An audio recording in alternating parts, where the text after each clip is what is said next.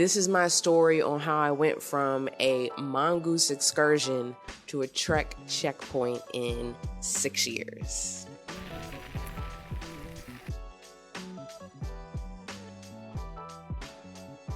The Mongoose Excursion was not purchased with the idea that I was going to become a cyclist. I knew I wanted to get active, stay active, be active, so I bought a bike. I've been riding a bike since I was a child. I have very faint memories of my father putting training wheels on a bike and teaching me how to ride a bike in our little cul-de-sac. So I've been riding bikes since I was old enough to ride a bike. Obviously, it wasn't until the pandemic, like a lot of us, where I really started to get into cycling. The Mongoose Excursion, I had bought it in 2016 from Walmart. It was $148, black and teal. It weighed 40 pounds. It was made of steel. I thought the colors were so dope on the bike. That's really what made me get it. And I remember Mongoose being a really popular brand of bike growing up as a kid. Those are the main things that pulled me to the Mongoose Excursion back in 2016. When 2020 hit, I moved to the city. I realized they had so many bike trails out here, and I was like, oh my gosh, I have a bike. It's at my mom's house. I'm gonna go get it. Oh, and it's a Mongoose, you see?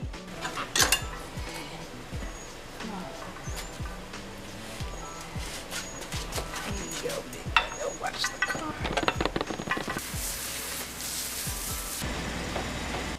She's on.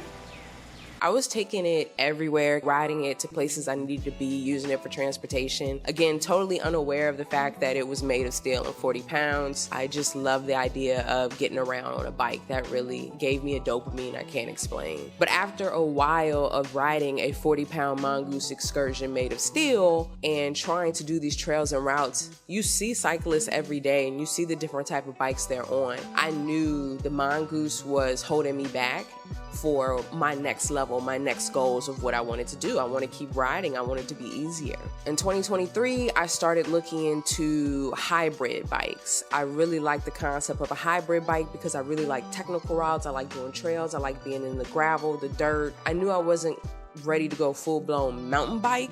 I still wanted to be able to do the trails that I like to do, and I wanted to be able to go faster. I wanted the bike to be lighter. I wanted the bike to be made for the type of riding I was getting into. I was starting to learn that I love to do. I went to the AGs in Carytown and told them my goals. I had a budget. I knew bikes were very expensive, especially the nicer, gravel bikes and road bikes. I don't even think I knew about gravel bikes at this time. I just knew there was mountain bikes and road bikes. I knew I didn't want to be a road cyclist, so my next bet was to do a hybrid bike. The lighting in here sucks. I hate to do this 6 minutes into the video, but the lighting sucks. Hold tight. And all I did was open some windows. Okay, sorry about that, guys. Skin is popping, yo. When you're a Leo, this is what sunlight does for you. I just want you to know that. Now you've seen night and day. Okay, I definitely had a budget. I did not want to spend $1,000 on a bicycle, especially like when I'm just now moving off of the Mongoose, which was only $148, $150. They recommended the Trek Dual Sport 1 Gen 4 at that time. It was $650. I got it in lithium gray, and I immediately noticed the difference. I was so happy to have it. I was so ready to conquer things that I hadn't conquered before and be able to do things I couldn't do before. I realized that's when I stopped becoming somebody who just like recreationally rides, occasionally rides, to someone who was becoming a cyclist when I got that Trek Dual Sport. And that's why this channel is Vic Treks, because I'm trekking now. I had that Trek Dual Sport Gen 4 almost 3 years. It would have been 3 years in August. With that Trek Dual Sport, I did over 900 miles in 2024.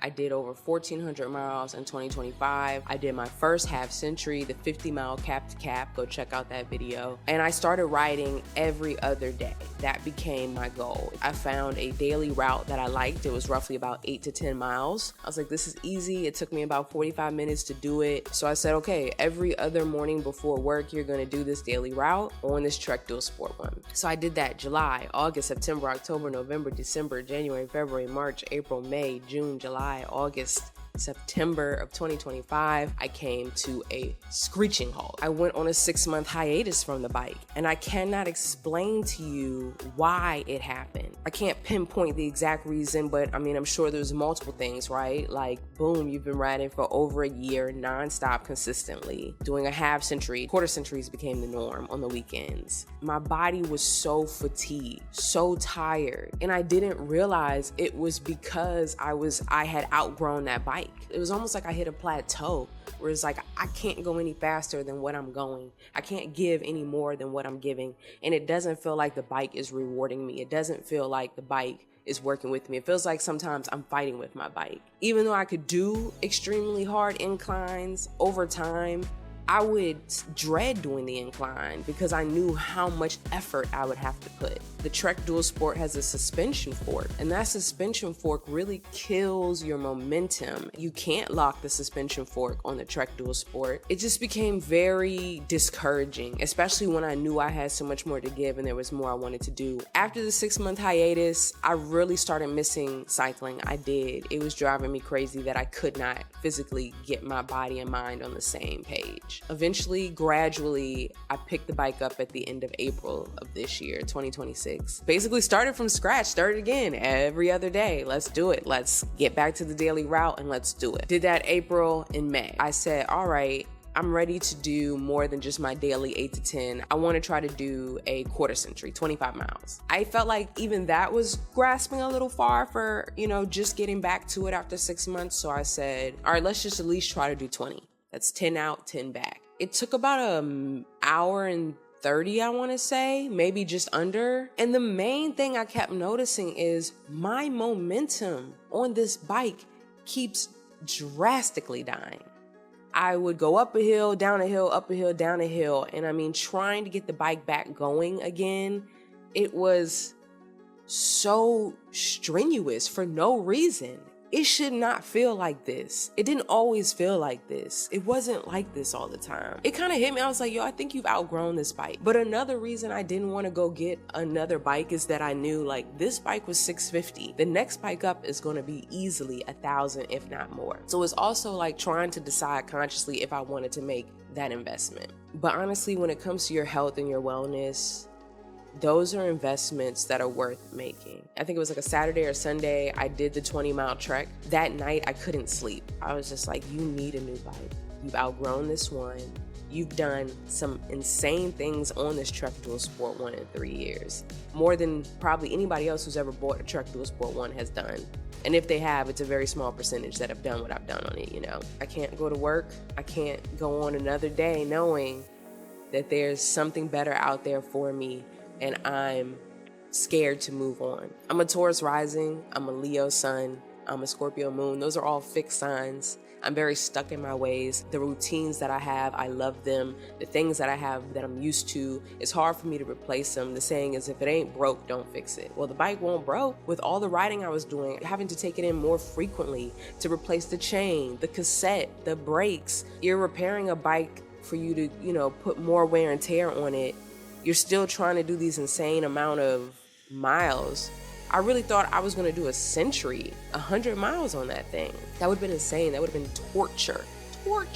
I spent a lot of time doing research on, okay, I've been riding this Trek Dual Sport. I'm talking to Chad, I'm talking to Clyde. What is the next level? Definitely gravel, because I still want to continue to do the trails and things that I've been doing on my Trek Dual Sport, but I also want to be able to enjoy road and long distances, and I don't want to burn out so quick. When I go into AGs, they recognize me by face because I come in there all the time with my Trek Dual Sport to get repairs and stuff. It's like, how can I help you? I'm like, yeah, I've got this Trek Dual Sport, and he immediately remembered me. And I was like, and I think it's time to upgrade. And he kind of chuckled and he was like, yeah, we couldn't believe you got as far as you did on that thing in the first place. I was at AG's for 2 hours. He let me test ride as many bikes as I wanted until we could pinpoint exactly what I needed. He had the Cannondale Topstone, but he only had one. It was on display. It was an extra large. My bikes need to be a medium. He showed me a Cannondale that had a flat bar. I even tried out a Domani by Trek, which I really liked the Domani, but he was saying how it's more so rigged for road. I got on a Surly,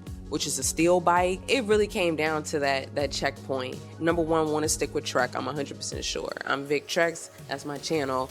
I came in here with a Trek Dual Sport. I'm leaving out here with a Trek. The only thing is he only had the Trek checkpoints in that like ombre green color.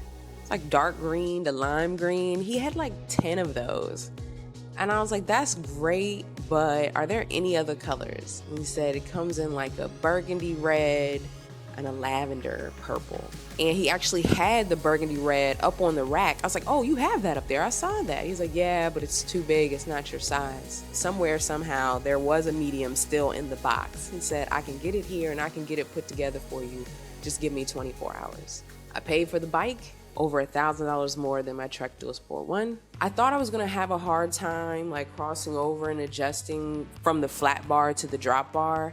But just in that time I took that day to do all the test driving, all the test riding on all the bikes, I got comfortable just doing that. It is an adjustment. At first I immediately wanted to grab brakes up here, but you realize brakes are here. And then after a few rides on the checkpoint, I can say I honestly love the drop bar because it kind of feels like you're holding like a controller, you're in a cockpit, kind of like you're driving a plane. I don't know. I just like that feel. I fell in love with that. That's cool. It's important to know when it's time to upgrade your bike. I truly believe in experience is the best teacher. Learning on your own is the best teacher. I realized I was just expending way too much energy, exhausting myself when it wasn't necessary and when others weren't doing the same. It wasn't a matter of I need to train harder because I had been training for over a year. It wasn't like, oh, I need to get better, I need to do more. I was doing all the things. So yes, I now have the Trek Checkpoint ALR 3 Gen 3. It is the dark Carmine with Trek in gold.